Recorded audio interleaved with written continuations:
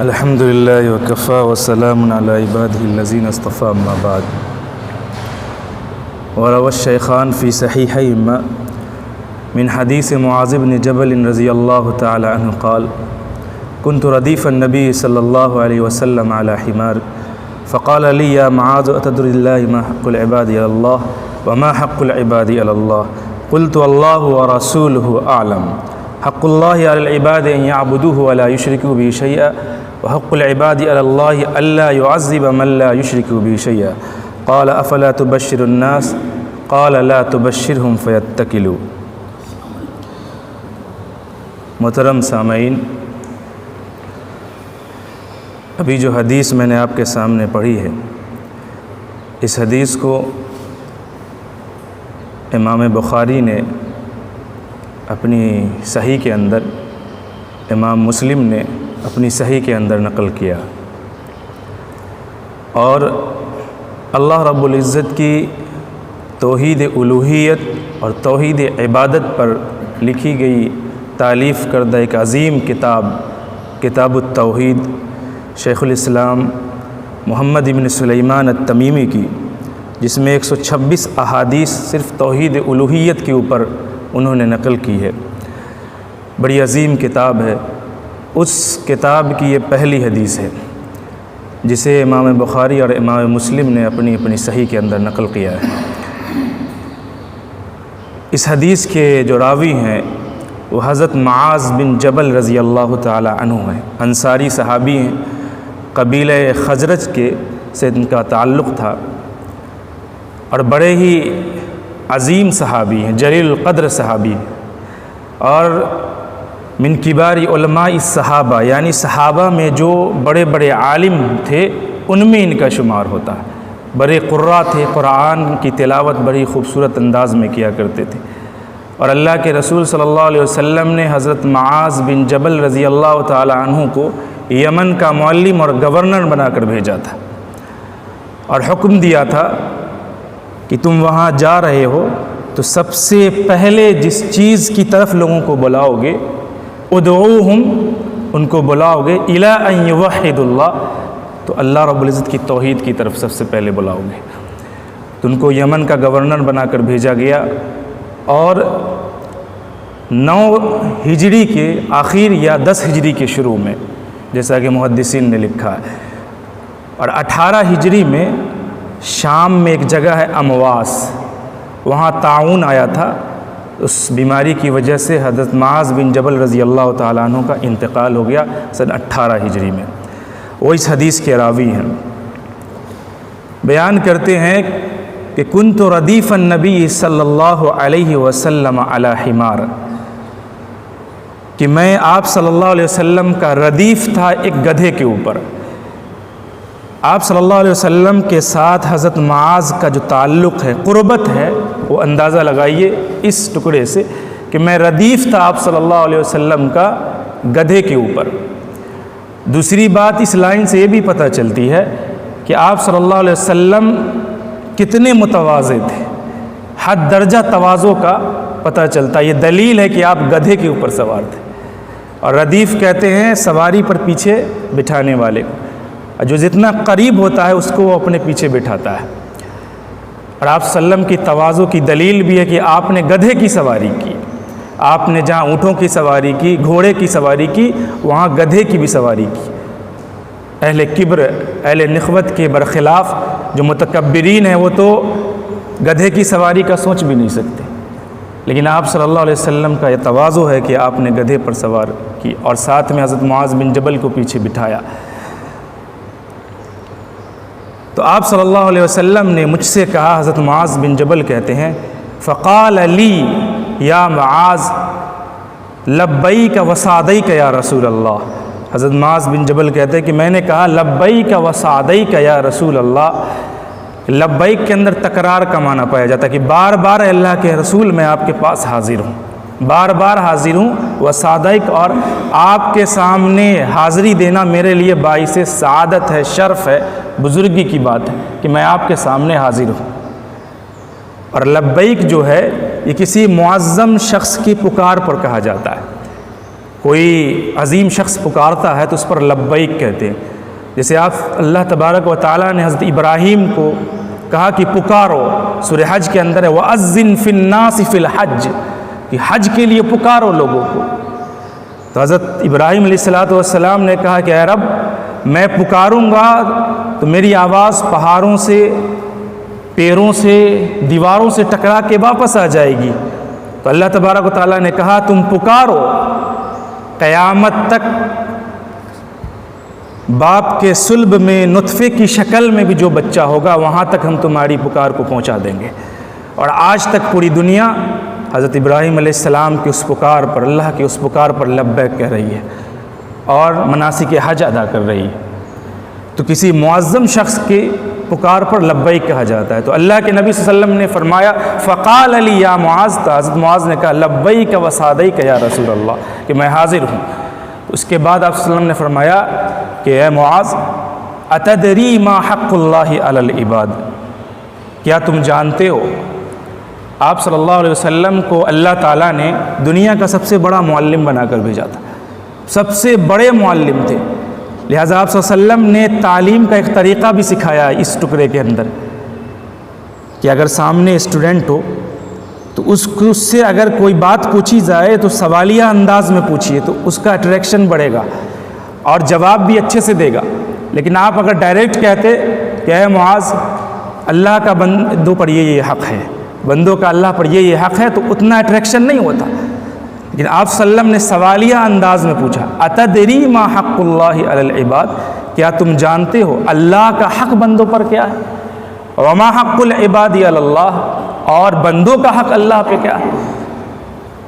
تو حضرت معاذ نے کہا قلت اللہ ورسولہ اعلم، کہ اللہ اور اس کے رسول زیادہ جانتے ہیں کہ اللہ کا حق بندوں پر کیا ہے. آپ صلی اللہ علیہ وسلم نے پوچھا کہ اللہ کا سب سے بڑا حق، سب سے اہم حق، سب سے عظیم حق، کہ جس حق کے لیے اللہ نے اس دنیا کو پیدا کیا، اگر وہ حق نہ ہوتا اللہ اس کائنات کو نہ بناتا. کہ اللہ کی عبادت، اس حق کے لیے اللہ نے توحید کے لیے اس دنیا کو پیدا کیا. اگر توحید نہ ہوتی اللہ اس دنیا کو پیدا نہ کرتا.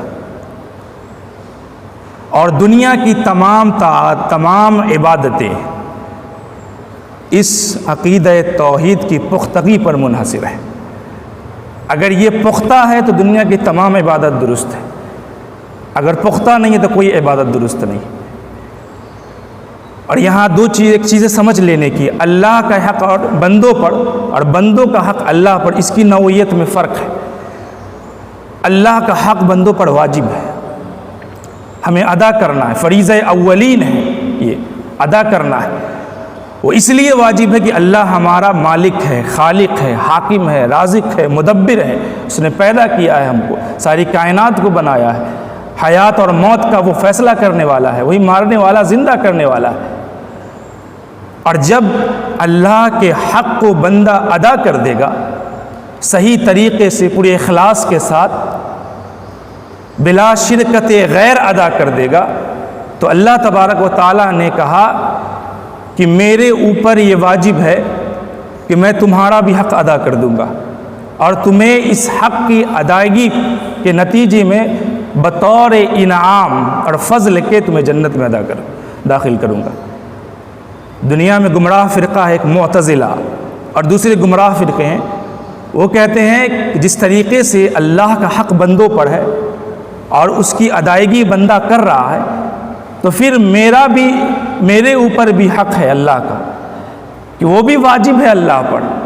اللہ پر واجب نہیں، اللہ نے اسے خود واجب کیا ہے بطور انعام اور فضل کی، کہ تم ادا کرو گے تو ہم تمہیں جنت سے نواز دیں گے. لیکن وہ کہتا نہیں، جیسے ہم اللہ کا حق ادا کریں گے ویسے ہی اللہ کو بھی میرا حق ادا کرنا پڑے گا. یہ گمراہ فرقہ ہے معتزلہ جو اس میں فرق کرتا ہے. تو حضرت معاذ بن جبل نے کہا کہ قلت اللہ و رسولہ عالم، تو میں نے کہا، معاذ بن جبل کہتے ہیں کہ اللہ اور اس کے رسول زیادہ جانتے ہیں. چونکہ آج اللہ کے رسول صلی اللہ علیہ وسلم ہمارے درمیان نہیں ہے، تو آج ہم صرف یہی کہیں گے کہ اللہ اعلم. یہ سب سے اچھا جواب ہے، چونکہ اس وقت آپ صلی اللہ علیہ وسلم کے سامنے، صحابہ آپ صلی اللہ علیہ وسلم کے سامنے ہوا کرتے تھے. آپ پر وحی آتی تھی، اسی لیے صحابہ کہتے تھے اللہ و رسولہ عالم، اللہ اور اس کے رسول زیادہ جانتے ہیں۔ لیکن آج اللہ کے رسول ہمارے درمیان نہیں ہے، تو سب سے بہترین جواب یہ کہ اللہ عالم، اللہ سب سے زیادہ جاننے والا ہے۔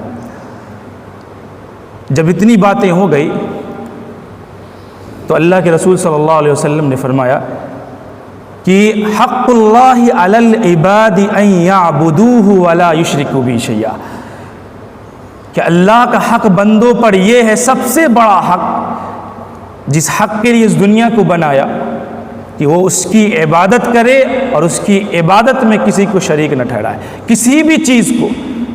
ان یعبدوہ ولا یشرکوا بہ شیئا، شیئا نکرہ ہے عربی گرامر میں، اور قرآن کریم پورا پڑھ جائیے، پورے قرآن کریم میں اللہ تبارک و تعالیٰ نے جو کہا ہے کہ شرک نہ کرو، اللہ نے صرف یہ نہیں کہا کہ شرک نہ کرو، بلکہ کہا ہے کہ شرک تو نہیں کرنا اور کچھ بھی شرک نہیں کرنا ہے، شرک نہ کرو اور کچھ بھی شرک نہ کرو۔ لا یشرک بہ شیئا، کچھ بھی، شیئا نکرہ ہے عربی گرامر میں، جب نکرہ تحت النفی ہوتا ہے تو وہ یفید العموم، عموم کا فائدہ دیتا ہے۔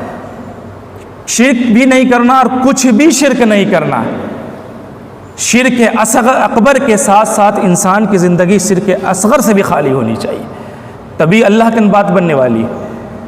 توحید بلا شرک، عبادت بلا شرکت غیر، یہی توحید خالص ہے، اتنی سا بھی شرک نہیں ہونا چاہیے، نہیں تو اللہ رب العزت کی یہاں بات نہیں بننے والی۔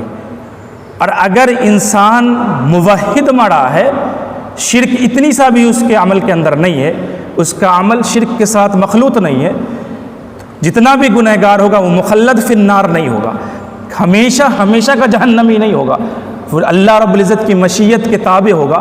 اللہ رب العزت اس کو توحید کی برکت سے اسے معاف کر کے جنت میں داخل کر دے بغیر حساب کے، یا پھر اسے تھوڑا عذاب دے کر جنت میں داخل کرے، لیکن وہ جنت میں جائے گا ہی جائے گا، جہنم میں ہمیشہ نہیں رہے گا۔ لیکن اگر نیکیوں کا انبار بھی ہو اور عمل میں شرک کی ملاوٹ ہو تو پھر اللہ کے یہاں اس پر بات ہی نہیں ہونے والی ہے، اس کا جنت میں جانا ناممکن ہے۔ اور توحید ایک ایسی چیز ہے، اس کی نازکیت ہے یہ کہ اس کے بغیر انسان جنت میں داخل ہو ہی نہیں سکتا، یہ دین کی اساس ہے، بنیاد ہے، اور اسلام کے بنیادی ارکانوں میں پہلا رکن ہے یہ، اس کے بغیر انسان جنت میں داخل ہو ہی نہیں سکتا ہے۔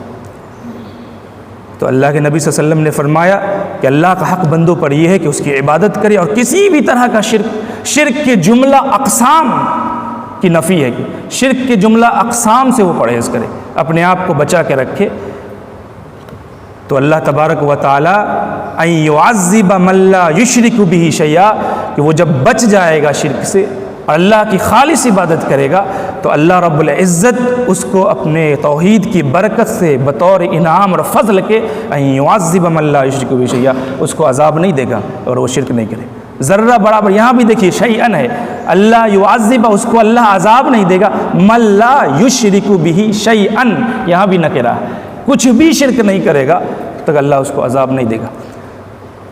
حضرت معاذ بن جبل رضی اللہ تعالی عنہ نے اللہ کے رسول صلی اللہ علیہ وسلم سے کہا کہ اللہ کے رسول افلا ابشر الناس، کیا اس خوشخبری کو، اس بشارت کو میں لوگوں کو نہ سنا دوں، بتا دوں کہ تم شرک سے بچ جاؤ گے مکمل طور پر تو اللہ تمہیں جنت دے گا؟ تو آپ صلی اللہ علیہ وسلم نے فرمایا فَيَتَّكِلُوا لَا تُبَشِّرْهُمْ فَيَتَّكِلُوا، نہیں ابھی نہیں بتانا ہے، نہیں تو یہ ٹیک لگا لیں گے اسی پر۔ مفسرین نے لکھا ہے، محدثین نے لکھا ہے کہ اس زمانے میں لوگ نئے مسلمان ہو رہے تھے، دین کی طرف آ رہے تھے، تو آپ صلی اللہ علیہ وسلم نے جو یہ منع کیا، یہ منع حرمت کے لیے نہیں تھا، وقتی طور پر تھا کہ ابھی دین کی طرف لوگ آ رہے ہیں، ابھی منع اگر کرو گے، ابھی کہو گے کہ تم شرک نہیں کرو گے تو اللہ تمہیں جنت دے گا، تو وہ عمل چھوڑ دیں گے، عمل کا دور بند کر دیں گے، عمل چھوڑ دیں گے۔ لہٰذا معاذ بن جبل رضی اللہ تعالی عنہ نے مرنے کے وقت اپنی زندگی کے آخری حصے میں اس خوشخبری کو لوگوں کو بتا دیا، اور اس ٹکڑے سے یہ بھی پتہ چلتا ہے کہ صحابہ کو یہ حدیث معلوم نہیں تھی، اسی لیے آپ صلی اللہ علیہ وسلم نے منع فرمایا صحابہ کو یہ حدیث معلوم نہیں تھی، اور حضرت معاذ بن جبل نے علم میں خیانت کی وجہ سے اور کیا کہتے ہیں اس کو کتمان علم کی وجہ سے آپ صلی اللہ علیہ وسلم کی اس خوشخبری کو لوگوں کو بتا دیا کہ کہیں اللہ تبارک و تعالیٰ کل قیامت کے دن ہم سے یہ نہ پوچھ دے کہ اللہ کے رسول صلی اللہ علیہ وسلم نے جو تمہیں علم دیا تھا، خوشخبری دی تھی، اس کو تم نے چھپا لیا۔ لہٰذا انہوں نے اپنی زندگی کے آخری دور میں مرنے کے وقت یہ لوگوں کو کبار صحابہ میں سے جو علم و فضل والے تھے، جو واقف کاروں میں سے تھے، ان کو انہوں نے یہ بات بتلا دی۔ اس سے معلوم ہوتا ہے کہ طالب علم کو اگر استاد خصوصی کوئی علم دے تو اس میں کوئی مذائقہ نہیں ہے۔ ہم کوئی علم بانٹ رہے ہیں، آپ لوگ سن رہے ہیں، آپ لوگوں نے جانا، لیکن کسی کو بلا کے اکیلے میں کوئی بات ایسی بتا دی تو اس میں خیانت نہیں ہوتا ہے۔ تو اللہ کے رسول صلی اللہ علیہ وسلم نے یہ بات حضرت معاذ کو بتائی، وہ یہ معلوم ہوتا ہے کہ صحابہ کو یہ حدیث معلوم نہیں تھی، لہٰذا معلوم ہوتی تو آپ صلی اللہ علیہ وسلم منع نہ کرتے، فیتکلوا کہ اس پر ٹیک لگا لیتے۔ کہ توحید کے باب میں یہ بڑی ہی عظیم حدیث ہے، توحید کے باب میں ہے۔ توحید کا ہماری زندگی میں ہونا بہت ضروری ہے، اور توحید اگر ہماری زندگی میں نہیں ہے، توحید خالص، تو پھر ہم کامیاب و کامران کبھی نہیں ہو سکتے ہیں۔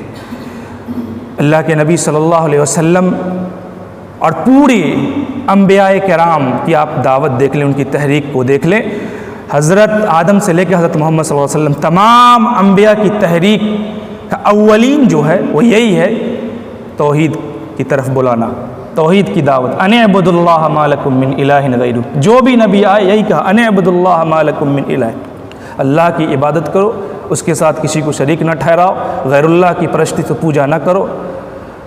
تو یہ بڑی عظیم عبادت ہے، اور یہ بڑی عظیم چیز ہے، اور یہ جو حدیث ہے اس کتاب کی پہلی حدیث توحید کی فضیلت کے سلسلے میں، کہ اللہ کے رسول صلی اللہ علیہ وسلم نے بالکل واضح انداز میں یہ بات بیان فرمائی کہ انسان اپنی لسانی، اعتقادی اور عملی طور پر توحید کے تقاضوں کو اگر انسان پورا کرتا ہے تو اللہ تبارک و تعالیٰ کا اس سے وعدہ ہے کہ اللہ تبارک و تعالیٰ اسے توحید کی برکات سے جنت میں داخل کر دے گا اور اسے جہنم سے نجات دے دے گا۔ ایک صحیح حدیث کے اندر ہے، صحیح بخاری و مسلم کے اندر، اس کے بعد میں اپنی بات ختم کرتا ہوں۔ توحید کی برکت دیکھیے کہ انسان اگر توحید پر مڑا ہے تو اس کے ساتھ جتنے بھی گناہ ہوں اللہ رب العزت اسے معاف کر دے گا اور جنت میں داخل کرے گا، اس کی مشیت پر ہے۔ صحیح بخاری کی حدیث ہے کہ کل قیامت کے دن ایک شخص لایا جائے گا اللہ کے سامنے، اور اس کے 99 دفاتر اللہ رب العزت کھول دے گا۔ سارے کے سارے دفاتر جو ہوں گے گناہوں سے بھرے ہوئے ہوں گے، اور تاحد نگاہ، یعنی اتنا بڑا دفتر ایک ہوگا کہ جہاں تک آپ کی نگاہ جاتی ہے اتنا بڑا ہوگا۔ 99 99 سجلات، عربی میں الفاظ حدیث کے کہ 99 دفتر ہوں گے۔ اللہ رب العزت کہے گا کہ منکر، جو ہم نے تمہارے کاندھے پر جو فرشتے بٹھائے تھے، تم ذرا دیکھو اس نے کوئی غلطی تو نہیں لکھا ہے اس کے اندر؟ انسان کہے گا نہیں، انہوں نے پورے حق کو ادا کیا ہے۔ پھر اللہ تبارک و تعالیٰ کہے گا کوئی عذر ہے تمہارے پاس؟ وہ کہے گا کوئی عذر نہیں ہے۔ کوئی نیکی ہے؟ کہے گا کوئی نیکی نہیں ہے۔ اللہ رب العزت کہے گا ٹھہرو، الگ حسنۃ، تمہارے لیے میرے پاس ایک نیکی ہے۔ اللہ رب العزت ایک بطاقہ نکالے گا، ایک کارڈ کی طرح ایک کاغذ کا پرجا نکالے گا، اور اسے اس کے جو میزان عدل ہوگا اس کے دوسرے پلڑے پر اللہ رب العزت اس کو رکھ دے گا، اور وہ اس کے اندر لکھا ہوگا لا الہ الا اللہ محمد الرسول اللہ۔ اللہ تبارک و تعالیٰ اسے رکھے گا کہ اس پلڑا جھک جائے گا اور گناہوں کا پلڑا اوپر چلا جائے گا۔ بندہ کہے گا کہ اللہ یہ بطاقہ، اتنی چھوٹی سی کارڈ، یہ چھوٹا سا پرزہ اتنے بھاری کو کیسے ہلائے گا؟ اللہ رب العزت رکھے گا، وہ ڈاؤن ہو جائے گا اور وہ گناہوں کا پلڑا اوپر چلا جائے گا۔ اور اللہ کے نبی صلی اللہ علیہ وسلم نے فرمایا، آخر کے الفاظ ہیں اس حدیث کے، کہ اللہ کے نام سے بھاری کوئی چیز دنیا میں نہیں ہے، کہ اللہ کا نام اتنا وزنی ہے کہ اس کی پوری زندگی کے گناہوں کے جو دفاتر ہوں گے وہ بھی ہلکے پر جائیں گے۔ اللہ کا بس نام ہی کافی ہوگا اسے جنت میں پہنچانے کے لیے۔